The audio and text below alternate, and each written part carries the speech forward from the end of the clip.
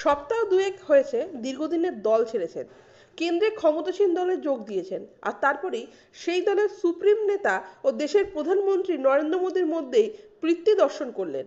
শুধু কি তাই, তার বঙ্গ সফরে সাক্ষাৎ করে বাংলাকে বাঁচানোর আর্জি জানালেন কংগ্রেস ত্যাগী যুবনেতা কৌস্তব বাগচি।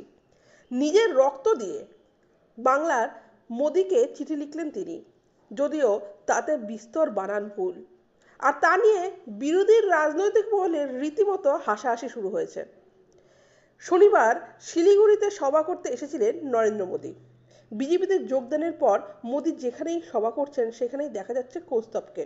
শনিবার শিলিগুড়ির মঞ্চে প্রধানমন্ত্রীর সঙ্গে একটু আলাদা করে কথা বলার অবসর পেয়েছিলেন। আর সেখানেই কৌস্তব তার হাতে তুলে দিয়েছিলেন রক্তে লেখা চিঠি।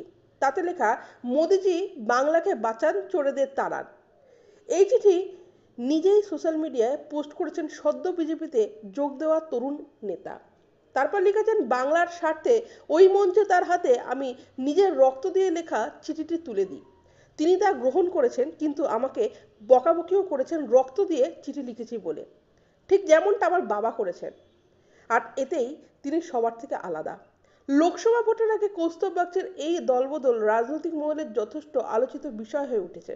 তৃণমূল বিজেপি বিরোধী এতদিনের তরুণ নেতা কেন আচমকা এমন মত বদলে গেরুয়া শিবিরে গেলেন তা নিয়ে কাটাছেঁড়ার অন্ত নেই। কিন্তু কৌস্তব এ বিষয়ে মাথা ঘামাতে নারাজ। সমালোচকদের জবাব দেওয়ারও প্রয়োজন মনে করেননি।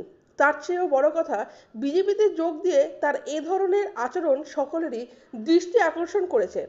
তবে কি রক্তে লেখা চিঠিতে তিনি নিজের রাজনৈতিক ভালোবাসার প্রমাণ দিতে চাইলেন? তার লক্ষ্য কি লোকসভা নির্বাচনে পদ্মপ্রার্থী হওয়া? এইসব প্রশ্ন এড়ানো যাচ্ছে না।